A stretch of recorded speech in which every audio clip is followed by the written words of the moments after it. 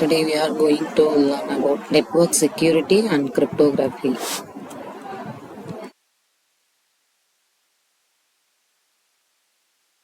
So network security இப்போ இதில் என்னென்ன கான்செப்ட்ஸ் பார்க்க போகிறோம் அப்படின்னா OSIயோட security architecture, security attacks, security service and security mechanism, model for network security. இது எல்லாத்தையுமே வந்துட்டு இந்த சப்ஜெக்டில் இந்த யூனிட்டில் வந்துட்டு கவர் பண்ண போகிறோம்.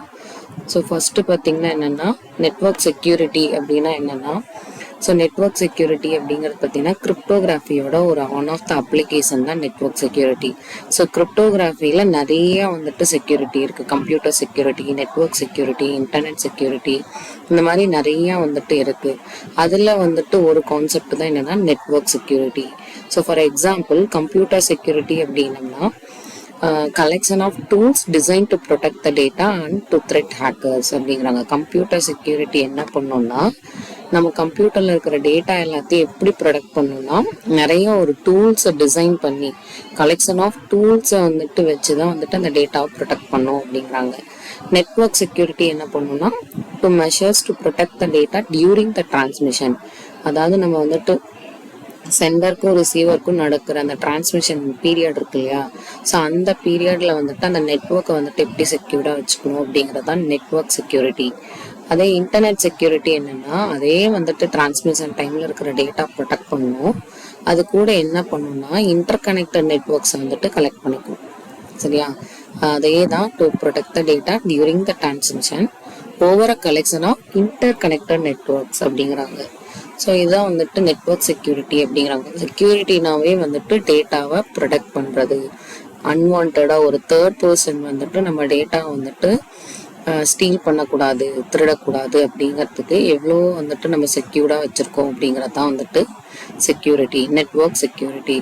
ஸோ ஒரு வீட்டுக்கே வந்துட்டு ஒரு காலேஜுக்கு இருக்கே அப்படின்னா வெளியில் கேட் கிட்ட செக்யூரிட்டி இருக்காங்க, அன்வான்டாக யாரும் உள்ளே வரக்கூடாது அப்படின்னு தடுக்கிறதுக்கு தான் வந்துட்டு வெளியில் நிறுத்துகிறோம்.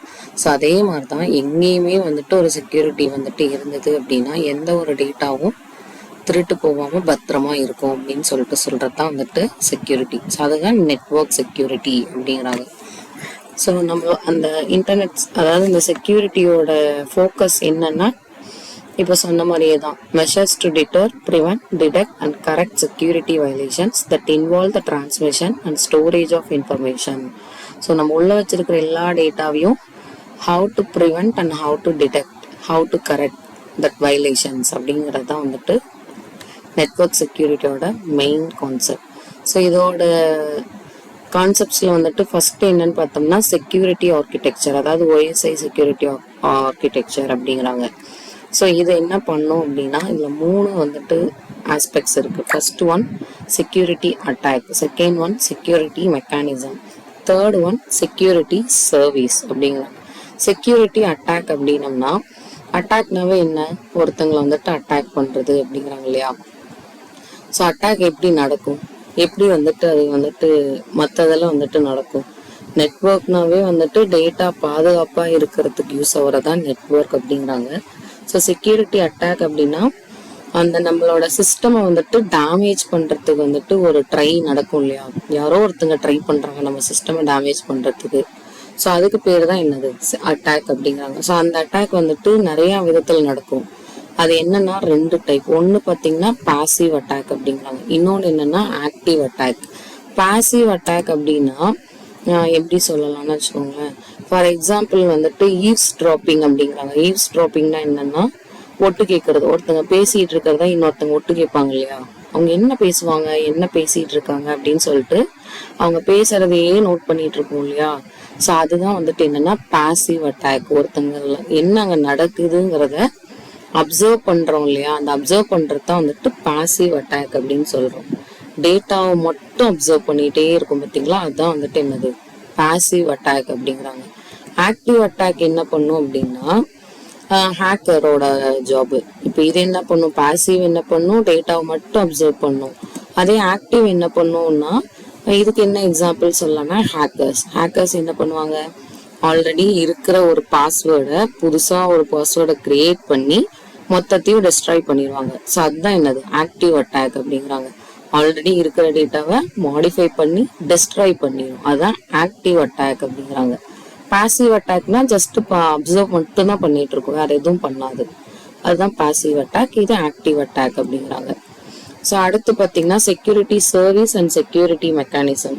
ஸோ செக்யூரிட்டி சர்வீஸ் அப்படின்னாவே இனிஷியலா பார்த்தீங்கன்னா செக்யூரிட்டினாவே இந்த மெயினா 4 பாயிண்ட் வந்துட்டு மறக்கவே கூடாது. என்னன்னா ஆத்தன்டிகேஷன், கான்ஃபிடென்ஷியாலிட்டி, இன்டெகிரிட்டி, நான் ரெப்புடேஷன். இந்த 4 பாயிண்ட் வந்துட்டு நம்ம எப்பவும் மறக்கவே கூடாது. செக்யூரிட்டி சர்வீஸ்னாவே இந்த 4 பாயிண்ட் ரொம்ப ரொம்ப இம்பார்ட்டன்ட். ஆத்தன்டிகேஷன், கான்ஃபிடென்ஷியாலிட்டி, இன்டெகிரிட்டி, நான் ரெப்புடேஷன். ஆத்தன்டிகேஷன் அப்படின்னா யாரு அப்படிங்கிற ஒரு வெரிஃபை பண்றதுதான் வந்துட்டு ஆத்தன்டிகேஷன். கான்ஃபிடென்ஷியாலிட்டினா என்ன? சீக்ரெட் டேட்டா வந்துட்டு எந்த அளவுக்கு சீக்ரெட்டா மெயின்டைன் பண்றோம் அப்படிங்கறதான் வந்துட்டு என்னது கான்ஃபிடென்ஷியாலிட்டி. இன்டெகிரிட்டி அப்படின்னா டேட்டா வந்துட்டு சேஞ்ச் ஆகாம பாத்துக்கிறது தான் டேட்டா இன்டெகிரிட்டி அப்படிம்பாங்க. இருக்கிற டேட்டாவை சேஞ்ச் ஆகாம பாத்துக்கணும். ஸோ நீ என்ன டேட்டா சென்ட் பண்றியோ அது அதே டேட்டா தான் வந்துட்டு ரிசீவருக்கு போய் ரீச் ஆகணும். இன் பிட்வீன்ல வந்துட்டு ஹேக்கர்ஸ் எதுவும் மாத்திரக்கூடாது. அதுதான் வந்துட்டு என்னது இன்டெகிரிட்டி. நான் ரெப்புடியேஷன் அப்படின்னா டினை பண்ண முடியாது. அதாவது நம்ம இன்னுமே வந்துட்டு இன்னொரு பார்ட்டினால வந்துட்டு இதை டினை பண்ணவே முடியாது. அதான் நான் ரெப்புடியேஷன் அப்படிங்கிறாங்க. ஸோ இந்த 4 பாயிண்ட் வந்துட்டு மறக்கவே மறக்காதீங்க. செக்யூரிட்டி சர்வீஸ்னாவே ஆத்தன்டிகேஷன், கான்ஃபிடென்ஷியாலிட்டி, இன்டெகிரிட்டி, நான் ரெப்புடியேஷன். ஸோ இதை எப்பவும் மறக்கவே கூடாது. இதுதான் வந்துட்டு மெயினா வந்துட்டு இன்டர்நெட் செக்யூரிட்டியில இருக்கிற சர்வீசஸ் அப்படிங்கிறாங்க. மெக்கானிசம் பார்த்தீங்கன்னா அதோட மெக்கானிசம் வந்துட்டு ஆஸ் இட் இஸ் என்னது அந்த அட்டாக்கை வந்துட்டு ப்ரிவென்ட் பண்ண யூஸ் பண்றது அதோட மெக்கானிசம். என்னன்னா encryption, digital signature, access control, authentication அப்படிங்கிறாங்க. ஸோ அதே தான். ஸோ ஒரு டேட்டாவை டிடெக்ட் பண்ணி ப்ரிவென்ட் பண்ணி அதை எப்படி ரெக்கவர் பண்றோம் அப்படிங்கறத அதோட மெயினான மெக்கானிசம். So security mechanism. சர்வீஸ்னா என்ன, மெக்கானிசம்னா என்னன்னு தெரிஞ்சிச்சு இல்லையா? ஸோ இது பார்த்தீங்கன்னா மாடல் ஃபார் நெட்வொர்க் செக்யூரிட்டி அப்படிங்கிறாங்க. அதாவது மாடல் ஃபார் நெட்வொர்க் செக்யூரிட்டி அப்படின்னா அந்த நெட்வொர்க் செக்யூரிட்டி எப்படி வந்துட்டு இருக்கும். ஃபார் எக்ஸாம்பிள், நீங்க வாட்ஸ்அப்ல வந்துட்டு ஒரு மெசேஜ் சென்ட் பண்றீங்க அப்படின்னா நம்ம வந்துட்டு சென்டர்கிட்ட இருந்து அந்த மெசேஜ் வந்துட்டு செக்யூர்டா வந்துட்டு ரிசீவருக்கு போய் ரீச் ஆகணும். அதுதான் வந்துட்டு என்னது நெட்வொர்க் செக்யூரிட்டி அப்படிங்கிறாங்க. அதாவது சென்டரு அந்த மெசேஜை என்கிரிப்ட் பண்ணி ஒரு சேனல் மூலியமா அனுப்புறான். சேனல் மூலியமா போற மெசேஜை டீக்ரிப்ட் பண்ணிட்டு ரிசீவருக்கு வந்துட்டு ரிசீவ் ஆகும். ஸோ ஃபர்ஸ்ட் சென்டர் வந்துட்டு மெசேஜை சென்ட் பண்ணுவான். ஸோ என்கிரிப்ஷன் கீயை யூஸ் பண்ணி என்கிரிப்ட் பண்ணுவான். சேனல்னா என்ன? நெட்வொர்க். ஏதாவது ஒரு நெட்வொர்க் மூலியமா வந்துட்டு டேட்டா வந்துட்டு டிரான்ஸ்மிட் பண்ண போறான். ஸோ ரிசீவர் வந்துட்டு டீக்ரிப்ட் அப்படிங்கிற ஒரு கீயை யூஸ் பண்ணி ரிசீவர் வந்துட்டு அந்த டேட்டாவை வந்துட்டு ரிசீவ் பண்ணிக்குவாங்க அப்படிங்கிறாங்க. ஸோ இதுதான் அதோட மெயின் மாடல். ஸோ சென்டருக்கும் ரிசீவருக்கும் நடுவில் என்ன நடக்குது? என்கிரிப்ஷன் அண்ட் டீக்ரிப்ஷன் நடக்குது. ஸோ என்கிரிப்ஷன் வந்துட்டு சென்டரோட டேட்டா வந்துட்டு என்கிரிப்ட் பண்ணும். டீக்ரிப்ஷன் வந்துட்டு ரிசீவரோட டேட்டா வந்துட்டு டீக்ரிப்ட் பண்ணும் அப்படிங்கிறாங்க. ஸோ இதுல பார்த்தீங்கன்னா சிமெட்ரிக் மாடல், அசிமெட்ரிக் மாடல்னு சொல்லிட்டு 2 இருக்கு. ஸோ ஃபார் எக்ஸாம்பிள், இதுக்கு வந்துட்டு அந்த கீ அப்படிங்கிறோம் இல்லையா, அந்த கீ என்ன பண்ணும்னா அந்த ஒவ்வொரு கேரக்டர்ஸ் இருக்கு இல்லையா, A to Z இருக்கிற கேரக்டர்ஸ், A B அப்படிங்கிற ஒவ்வொரு கேரக்டரும் வந்துட்டு ஒவ்வொரு கீ வந்துட்டு ரீப்ளேஸ் பண்ணும் அப்படிங்கிறாங்க. ஃபார் எக்ஸாம்பிள், A அப்படின்னு ஒரு லெட்டர் இருக்குன்னா ஏக்கு வந்துட்டு Dங்கிற ஒரு சீக்ரெட் கீயை வச்சிருப்பாங்க. Bங்கிற லெட்டருக்கு வந்துட்டு ஈங்கிற வந்துட்டு ஒரு சீக்ரெட் கீயை வந்துட்டு யூஸ் பண்ணுவாங்க. இது எல்லாத்தையும் என்னன்னு சொல்லுவாங்கன்னா சீசர் சைஃபர் அப்படின்னு சொல்லுவாங்க. சீசர் சைஃபர் அது எதுக்குன்னா ஈஸியா வந்துட்டு நம்மளோட அண்டர்ஸ்டாண்டிங்க்கு வந்துட்டு மாத்தி வச்சிருக்கோம். இப்படி நம்ம வந்துட்டு போடும்போது என்ன ஆகும்னா டேட்டா வந்துட்டு எங்கேயும் வந்துட்டு திருட்டு போகாது. ஹேக்கர்ஸ்னாலே வந்துட்டு அதை வந்துட்டு எடுத்து திருட முடியாது. அப்படிங்கறதுனால சீக்ரெட் கீ யூஸ் பண்ணி அனுப்புறதுக்கு பேர் தான் சீசர் சைஃபர் அப்படிங்கிறாங்க. அது எப்படி இருக்கும்னா அந்த கேரக்டர்ஸோட பொசிஷன் வந்துட்டு சேஞ்ச் ஆகும். ஃபார் எக்ஸாம்பிள், ஹாய் அப்படின்னு நான் டைப் பண்றேன் அப்படின்னா அந்த ஹாய்ங்கிறது சென்டர்ட் இருந்து அங்க போகும்போது வந்துட்டு அது மாறிடும். எப்படி? என்கிரிப்ஷன் கீயை யூஸ் பண்ணி ஹாய் அப்படிங்கிற வேர்ட் பார்த்தீங்கன்னா அதுக்கான சீக்ரெட் கோட்ல மாறிடும். மாறின மெசேஜ் வந்துட்டு ஒரு சேனல் மூலியமா டிரான்ஸ்மிஷன் நடக்கும். நடந்ததுக்கு அப்புறம் அந்த ஹாய்ங்கிற மெசேஜ் அகைன் டீக்ரிப்ஷன் யூஸ் பண்ணி அதாவது ஹாய்க்கு ஒரு கோடு மாதிரி இருக்கும் இல்லையா, அந்த கோடு எகெயின் டீக்ரிப்ஷன் கீ மூலியமா ஹாய்னே கன்வெர்ட் ஆகி ரிசீவருக்கு போயிட்டு ஹாயின்னு சென்ட் ஆயிடும், ரிசீவ் ஆயிடும். ஸோ ஒரு ஹாய் ஹலோ அப்படிங்கிற மெசேஜ் வந்துட்டு சென்டர்ல இருந்து ரிசீவருக்கு போறதுக்கு இன் பிட்வீன்ல நம்ம வந்துட்டு 2 ப்ராசஸ் நடக்குது. ஒன்று என்கிரிப்ஷன், இன்னொன்று டீக்ரிப்ஷன். கிளியரா? இதுல ஏதாவது டவுட் இருக்கா?